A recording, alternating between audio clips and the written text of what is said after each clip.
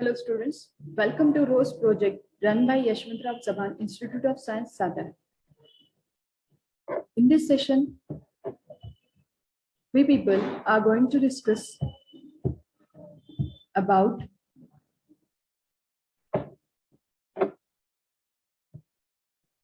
the first chapter from physics, that is units and measurements.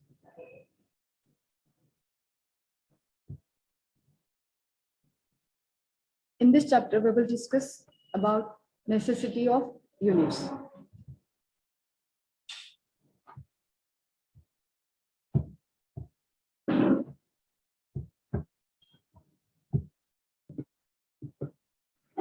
See, in this chapter, we are going to discuss why there is a necessity of units as well as measurements through the introduction, as well as what is the system of units.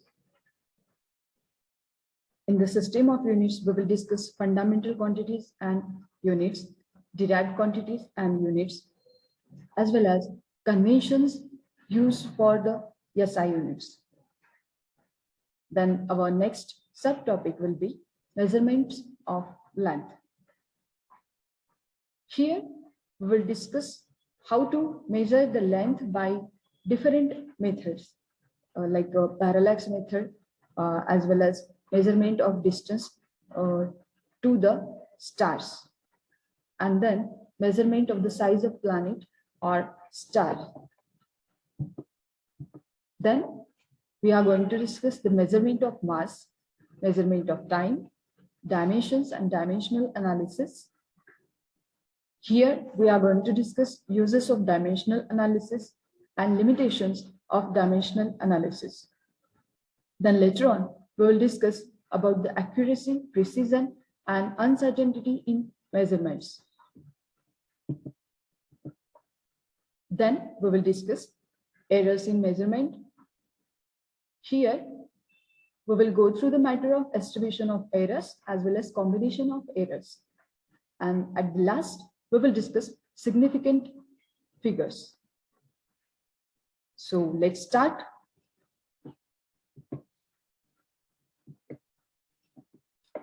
See, everybody of us is well known about the physics. What do you mean by physics?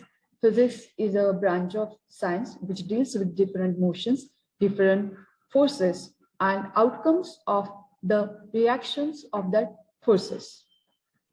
So here, in short, we will say that physics, it is a quantitative science where we measure various physical quantities during experiments. See, various physical quantities means what? In that case, we have to measure different masses, different weights, as well as how much force you are going to apply, how much distance has been covered when you are applying the force on any body. Okay, how much time it is required to cover the respective distance. So here, we need a specific standard. What are that standards? Means an object is moving from one place to another place, it is covering a distance, then we have to specify the length.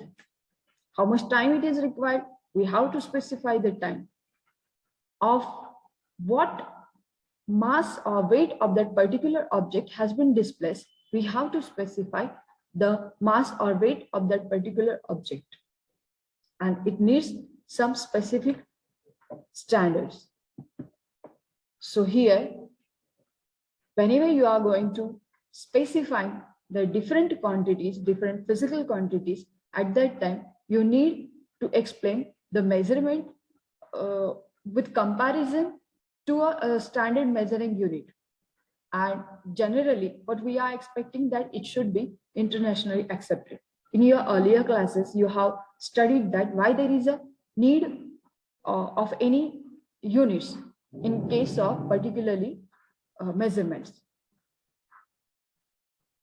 See, in this case, if you are in India, okay, a person, it is in Britain, and another one more person, suppose that is a Y, it is in America, and the person who is living in Britain, he is suppose considered as a X. Okay, you three people are going to be considered, or you as well as if your grandfather. There will be a change. The person, X person, who is in Britain, he will specify the distance in terms of yards. Okay, म्हणजे तुमचे आजोबा भारतात आहेत आणि तुमचे आजोबा किंवा पणजोबा जे कोणी भारतात होते त्यांना जर सपोज डिस्टन्स मेजर करायला सांगितलं किंवा लांबी अंतर मोजायला सांगितलं तर ते काहीतरी वीतभर किंवा फूट किंवा त्यापेक्षा ते फरलांग किंवा एखादी लांबी मोजायची असेल तर ते वार असं वेगळ्या वेगळ्या युनिट्स मध्ये मोजते. जी एक्स व्यक्ती आहे जी ब्रिटनमध्ये आहे तिला जर समजा मेजरमेंट किंवा लांबी जर मोजायला सांगितली तर ती पर्टिक्युलर व्यक्ती लांबी मोजताना यार्ड किंवा फूट हे अंतर वापरणार. पण त्याच कंपॅरिझनला ब्रिटनमध्ये अमेरिकेमध्ये जी व्यक्ती आहे ती व्यक्ती लांबी मोजताना मात्र वेगळ्या कन्सेप्टने मोजणार. सपोज ती मीटर मध्ये मोजत असेल. आता मात्र घोळ होणार आहे कारण भारतात मोजताना तुम्ही वार किंवा फरलांगभर या पद्धतीने मोजलंय किंवा पावलांमध्ये मोजलंय. ब्रिटन मधली व्यक्ती यार्ड किंवा फूट मध्ये मोजतीये आणि अमेरिकेतली जी व्यक्ती आहे ती मीटर मध्ये मोजते. इथे आता घोळ तयार होईल, संभ्रम तयार होईल की तुम्हाला नक्की लांबी जी काही आहे ती कोणत्या पद्धतीने सांगायची. किंवा जर तुम्ही भारतात आहात आणि भारतात किंवा तुमच्या गावात तुम्ही आहात, तुम्हाला तिथे काहीतरी एखादं वजन सांगायचं असेल एखाद्या वस्तूचं किंवा मापाचं आणि त्यावेळेला तुमच्या आजी आजोबांचा जर कन्सर्न तुम्ही घेतला तर त्यावेळेला ते सांगणार की आम्हाला हे धान्य जे काही असेल किंवा जी काही वस्तू असेल मोजून द्यायची तर ती 1 शेर 2 शेर या पद्धतीने सांगणार. त्याच कंपॅरिझन मध्ये ब्रिटन मधली जी व्यक्ती आहे ती त्या वस्तूबद्दल स्पेसिफिक युनिट वापरताना म्हणेल की 1 पाऊंड 2 पाऊंड. आणि त्याच कंपॅरिझनला अमेरिकेमध्ये जर समजा जी काही व्यक्ती आहे ती सांगताना किलोग्रॅम किंवा अजून समजा तिसरं काहीतरी पर्टिक्युलर त्या जागेचं एखादं युनिट वापरत असेल. मग इथे संभ्रम तयार होतोय की नक्की एक सांगताना शेर म्हणून सांगताय, दुसरं पाऊंड मध्ये सांगताय, तिसऱ्यांदा तुम्ही किलोग्राम मध्ये सांगताय. तर आपण प्रॉपर कंपॅरिझन करू शकत नाही, प्रॉपर तुलना करू शकत नाही. आणि ज्या वेळेला तुम्हाला प्रॉपर तुलना किंवा कंपॅरिझन करायचं असतं त्यावेळेला सगळेच युनिट्स हे किंवा जे काही तुम्ही मेजरमेंट्स वापरणार आहात त्याला एक पर्टिक्युलर स्टँडर्ड मध्ये ते मोजलं जायला पाहिजे. आणि म्हणून सिस्टीम इंटरनॅशनल किंवा फ्रान्समध्ये आपण त्याला सिस्टीम इंटरनॅशनल असं म्हणतोय. तर ही जी काही इंटरनॅशनल सिस्टीम असेल त्या इंटरनॅशनल सिस्टीमने सगळ्या देशांसाठी एक युनिट सिस्टीम अनाउन्स केली. म्हणजे लेंथ मेजरमेंट, लेंथ टाइम किंवा मास ह्या ज्या काही बेसिक गोष्टी आहेत त्या बेसिक गोष्टी एकाच युनिट मध्ये मोजल्या जाव्यात. भारतात, ब्रिटनमध्ये आणि अमेरिकेत सुद्धा. आणि कोणत्याही पद्धतीचा गोंधळ ह्या सिस्टीम इंटरनॅशनल द्वारे ज्या मेजरमेंट्स केल्या जातात त्या मेजरमेंट्स द्वारे कोणताही संभ्रम उत्पन्न होत नाही. ही जी काही सिस्टीम आहे ती डेसिमल नंबर्स किंवा डेसिमल सिस्टीमच्या आधारावरती तयार झालेली आहे. So let's have a look. So whenever you are measuring the mass of a given fruit, we need standard mass like 1 kg or 500 gram.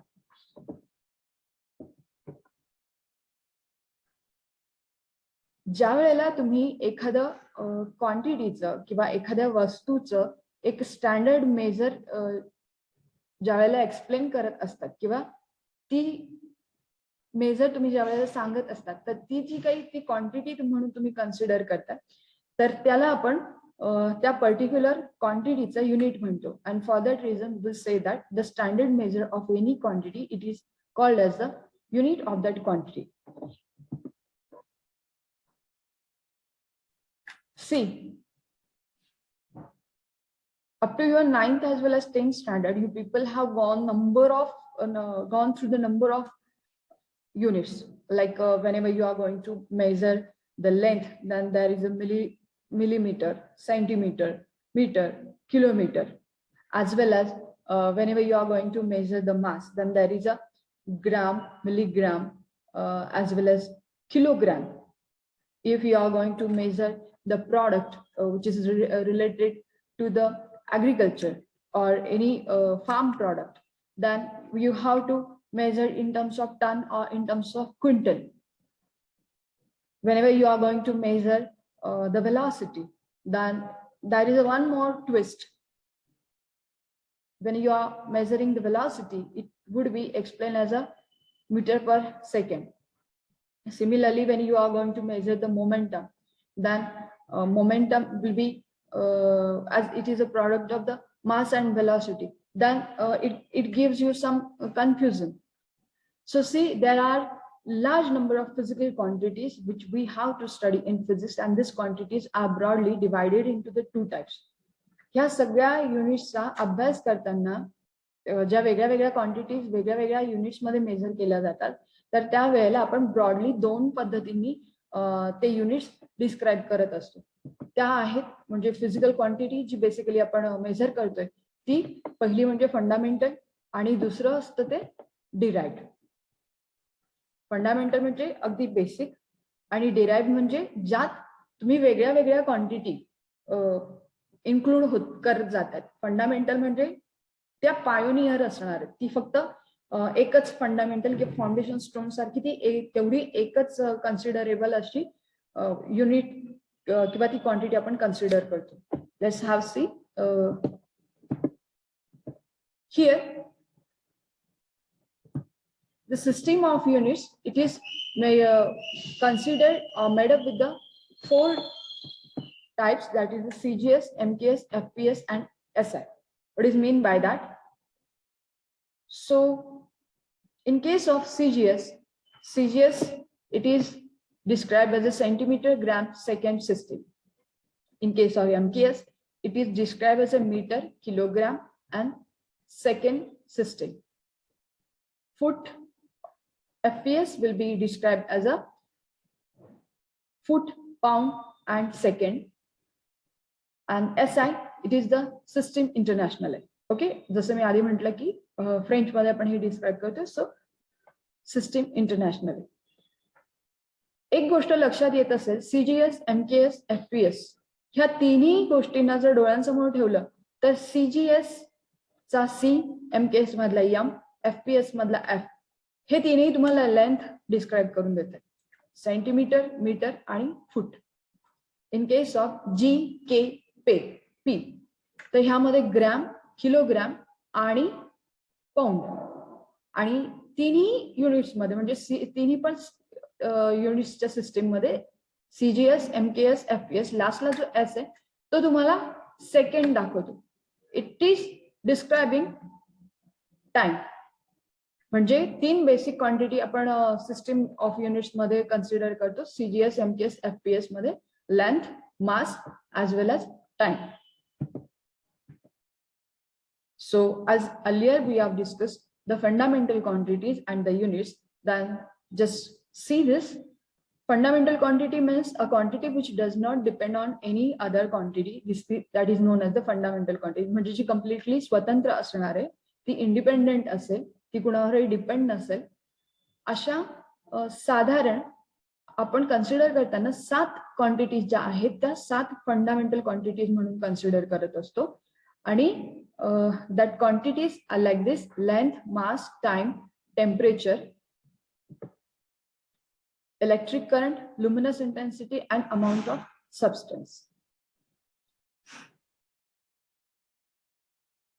So here I have mentioned fundamental quantities. In the chart, fundamental quantities, units and their symbols are described. So fundamental unit means what? So fundamental unit means the unit which is used to measure the fundamental quantities are called as fundamental unit. Length साठीचा fundamental unit आपण consider करतो metre, मास साठीचा fundamental unit आहे kilogram, time साठीचा fundamental unit आहे second, temperature साठीचा fundamental unit आहे kelvin, electric करंटचा फंडामेंटल युनिट आपण अँपियर म्हणून कन्सिडर करतो. ल्युमिनस इंटेन्सिटीचं फंडामेंटल युनिट आपण कॅन्डेला म्हणून कन्सिडर करतोय. आणि अमाऊंट ऑफ सस्पेंड हे तुम्हाला कदाचित 8-9 स्टँडर्डला स्टडी केलेलं असणार आहे. That is the mole. So here symbols for the fundamental quantities. For length it is m, for mass it is kg, for time it is s, for the second. Temperature it is capital K, electric current it is A, luminous intensity it is the C or candela. Okay, amount of substance that is mole. मोल बद्दल काही वेगळं सांगावं असं मला वाटत नाही, कारण आपण आधीच्या क्लासेसला आधीच्या पूर्वीच्या वर्गात आपण हे डिस्कस केलेलं. So this is all about the fundamental quantities. Fundamental quantities as well as fundamental unit. Now next we will go through the derived quantities. What do you mean by derived quantity? It is just opposite to the fundamental quantity. As we have seen that in case of fundamental quantity, each quantity it is completely independent. But in case of derived quantity, the quantities are depending on each other. Okay? What are that?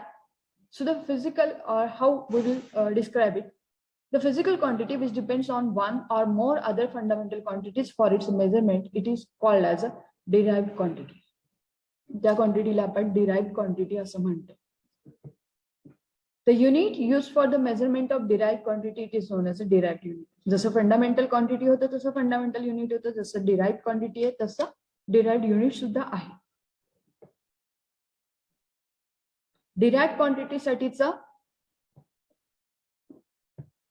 Unit म्हणजे जसं आपण acceleration साठी वापरतो, म्हणजे त्वरणासाठी metre पर second square, किंवा आपण force साठी जसं आपण किलोग्राम केजी इंटू मीटर पर सेकंड स्क्वेअर असं, त्यालाच आपण कम्प्लिटली होल एक क्वांटिटी म्हणून न्यूटन असं कन्सिडर करत असतो. तर ह्या ज्या काही डिराइव्ड क्वांटिटीज आहेत त्या डिराइव्ड क्वांटिटी म्हणजे मोमेंटम किंवा फोर्स किंवा ऍक्सिलरेशन किंवा स्पीड किंवा वेलॉसिटी, म्हणजे जिथे एकापेक्षा जास्त फंडामेंटल क्वांटिटीज इन्क्लूड होत जातात त्या सगळ्या क्वांटिटीजला आपण डिराइव्ड क्वांटिटी म्हणतो. आणि ज्या युनिटमध्ये 7 जे आपल्याला स्पेसिफिक करून दिलेले फंडामेंटल युनिट्स आहेत त्यातले एकापेक्षा जास्त फंडामेंटल क्वांटिटीजचं युनिट जर इन्क्लूड होत असेल तर ते जे काही युनिट असेल त्याला आपण डिराइव्ड युनिट असं संबोधतो. मग ह्याच्या व्यतिरिक्त अजून एक युनिट आहे आणि that is the supplementary unit. So what is mean by supplementary unit? Just we will see that there are the two quantities are specified as a supplementary units. That quantities are plane angle and second that is a solid angle. Plane angle म्हणजे जो तुम्ही अगदी 5वी पासून शिकत आलेला आहात. Okay, 4थी 5वी पासून जे काही शिकलेत राईट अँगल किंवा ऑब्ट्यूस अँगल, अॅक्यूट अँगल, त्यासाठी तुम्ही जे काही डिग्री मध्ये मेजर करतात तर ह्या कंडिशनला सप्लिमेंटरी युनिटला आपण डिग्रीच्या ऐवजी युनिट जे काही कन्सिडर करतो तो रेडियन असं कन्सिडर करतो आणि त्याचा सिम्बॉल आहे RAD. दुसरा आहे तो सॉलिड अँगल. सॉलिड अँगल म्हणजे जर समजा तुम्ही खूप सारे यूज अँड थ्रो कप जर असेंबल करत गेलात, एकमेकांना चिकटवत गेलात तर त्याचा एक स्पियर तयार होणार आहे. किंवा तुम्ही कोन बघितले, ते कोन एकमेकांना जर स्टिक करत गेला तर तो एक स्पियर तयार होणार आहे आणि तिथले एखाद दोन कप किंवा एखाद दोन कोन तुम्ही जर रिमूव्ह केले तर ती जी काही स्पेस तिथे तुम्हाला बघायला मिळणार आहे then it is going to specify solid angle. ते तुम्हाला काय दाखवतं? It represent solid angle. It is having a unit steradian that is a SR. मग प्लेन अँगल आणि सॉलिड अँगल कसं मेजर करायचं हे आपण बघूया.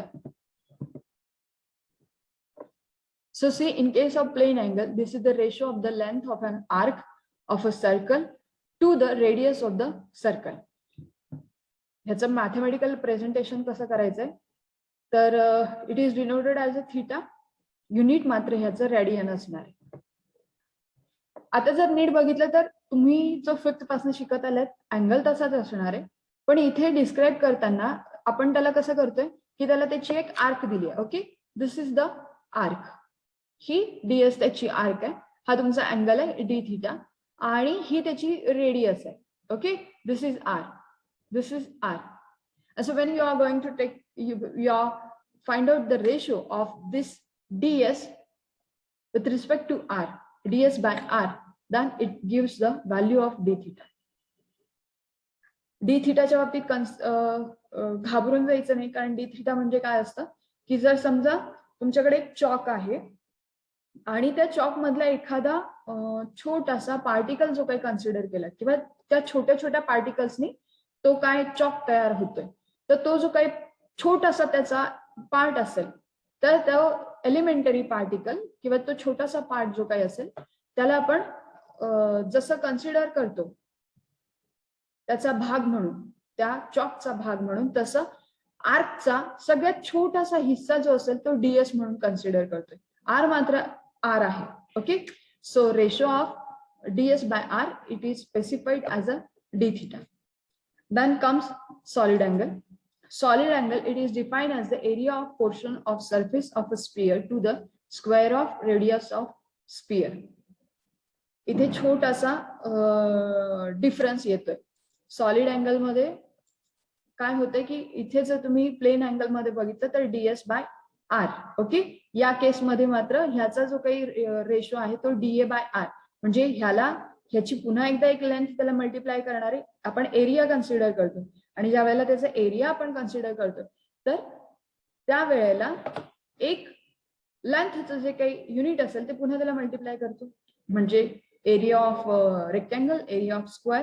तर ते तुम्हाला नेहमी काय दिलं जातं, ए जो असतो तो मीटर स्क्वेअर असा दिला जातो. मग सिमिलरली इथे डीए, डीए म्हणजे काय, एरिया, एरियाचा सगळ्यात छोटा पार्ट जो काही असेल तो डीए. आणि हा जो काही तुम्हाला ओमेगा, डी ओमेगा, ओमेगा म्हणजे तो अँगलच असतो, जसा डी थिटा आहे तसा सॉलिड अँगल हा ओमेगाने रिप्रेझेंट केला जातो, पण यातला तुम्ही खूप छोटासा पार्ट बघताय, so that is a D omega.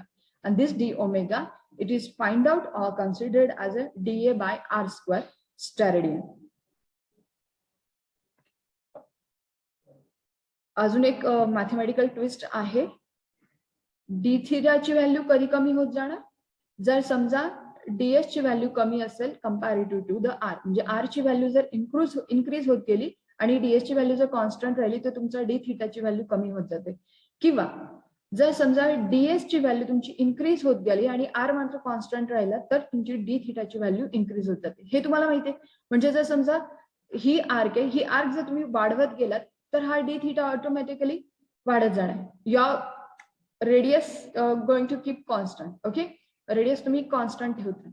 Similarly ह्या केसमध्ये पण तेच होते, तुम्ही रेडियस कॉन्स्टंट ठेवलाय आणि एरिया जर सपोज तुम्ही इन्क्रीज करत गेलात, तर हा एरिया इन्क्रीज केला गेल्यानंतर तुमची न्यूमरेटरची व्हॅल्यू इन्क्रीज होते, म्हणून डी ओमेगाची व्हॅल्यू पण इन्क्रीज होणार.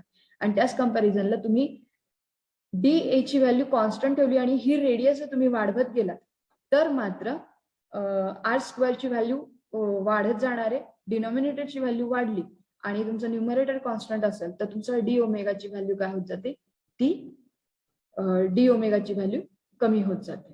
So this was all about plane angle as well as solid angle. ज्या वेळेला तुम्ही युनिट स्पेसिफाय करत जातात त्यावेळेला तुम्हाला काही रूल्स फॉलो करायला लागतात. So let's discuss the conventions for the use of SI units. See, the first rule which you are going to follow, or first condition which you are going to follow to specify the units, then full name of unit always starts with small letter, even if the name after a person. म्हणजे जर एखाद्या unit जर तुम्ही पूर्ण शब्द लिहत असाल, okay, तर तो नेहमी स्मॉल लेटर्सने दिला जायला पाहिजे. जरी तिथे सायंटिस्टचं नाव, फॉर एक्झाम्पल फोर्स साठी आपण इन्क्लूड करतो न्यूटन, ओके, मग न्यूटन हे युनिट जरी तुम्ही स्पेसिफाय करत असाल तरी पण ते स्मॉल एन ने सुरू व्हायला पाहिजे. आपला रूल आहे ग्रामरचा की newton should be written initial letter, N should be written as a capital letter. Okay, but we will not going to follow this in case of convention of the use of SI units. Similar thing is going to be happen. Joule त्यावेळेला ज्यावेळेला तुम्ही specify करताय त्यावेळेला small जे include करायचा आहे. Symbol for unit name after a person should be in capital letters. म्हणजे जर तुम्ही त्याचा सिम्बॉल वापरत असाल तर तो कॅपिटलच असायला पाहिजे, म्हणजे कॅपिटल एन फॉर न्यूटन. जर तुम्हाला आठवत असेल की फोर्स डिस्क्राईब करताना ते कसं डिस्क्राईब केलं जातं, 1n 2n 3n. Okay, capital N तिथे असतो.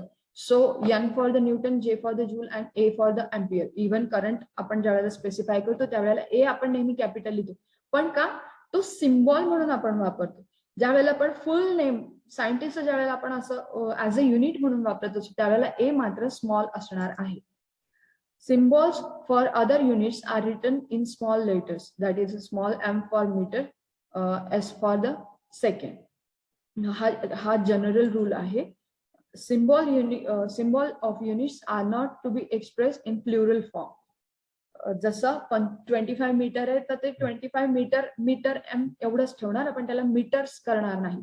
किंवा जर सपोज 2 सेकंड और 3 सेकंड असं असेल तर त्याला आपण म्हणजे सेकंड्स मध्ये नाही सांगणार,